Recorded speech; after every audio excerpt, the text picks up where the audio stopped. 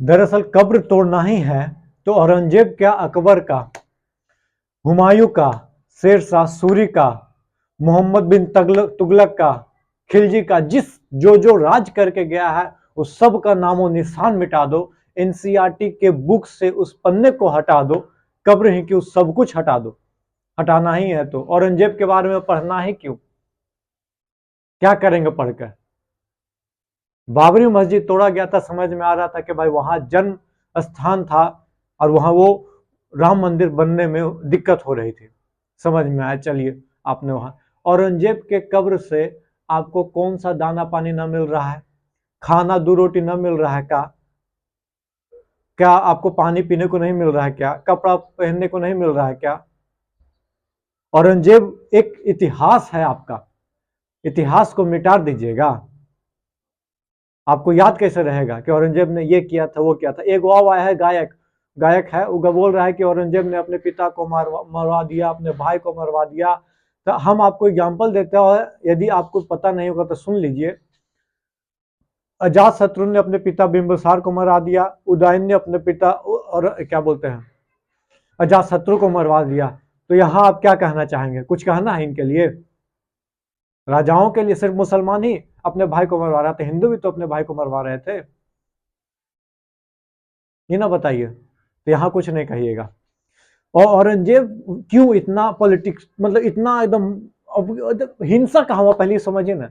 हिंसा कहाँ हो रहा है, नागपुर में हो रहा है। नागपुर क्या गढ़ है, किसका, बीजेपी का। कैसे, आरएसएस का हेडक्वार्टर बोल दिया जाए, करता धरता सब कुछ आरएसएस का वहीं है नागपुर।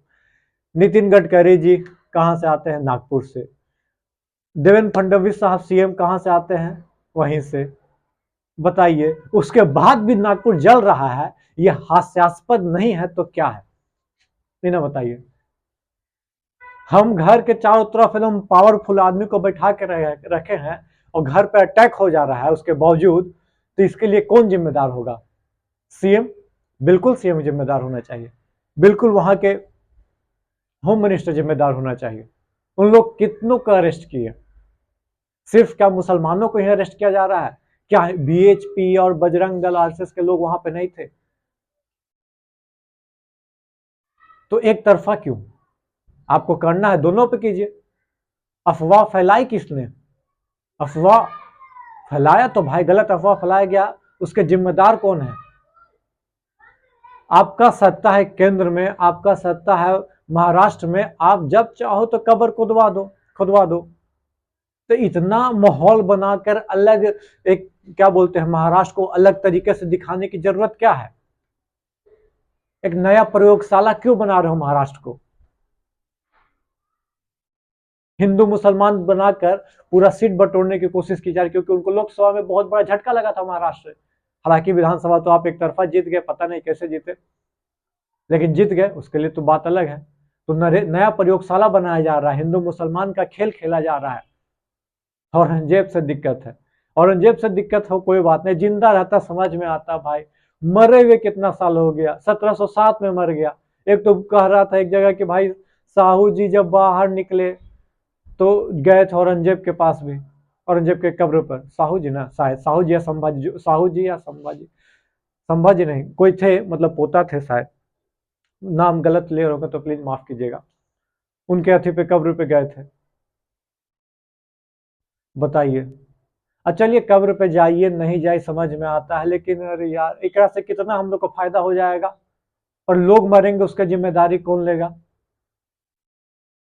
वहां का माहौल खराब होगा, धारा 144 लगे रहेगी, किसी बच्चे की मृत्यु हो जाएगी, किसी बड़े की मृत्यु हो जाएगी, उसका जिम्मेदारी क्या होगा, कौन लेगा। होम मिनिस्टर अमित शाह साहब क्यों नहीं संज्ञान लिया अभी तक।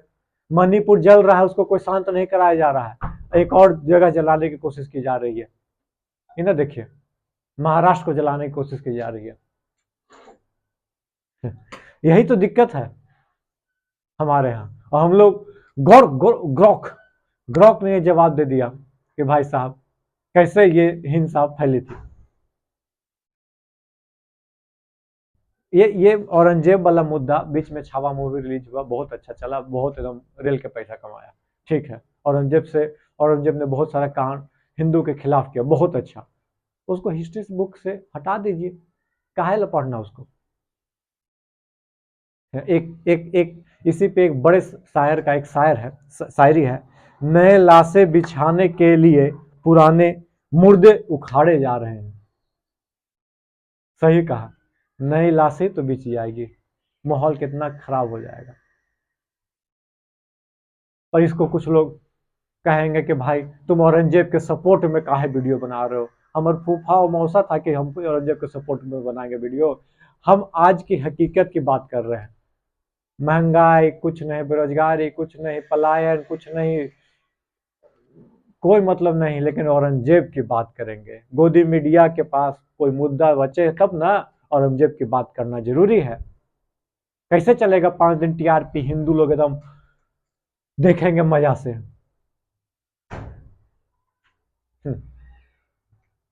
चलिए, वीडियो पसंद आया हो, आपकी इस पे क्या राय है, प्लीज कमेंट बॉक्स में कमेंट करके जरूर बताइएगा। तब तक के लिए धन्यवाद।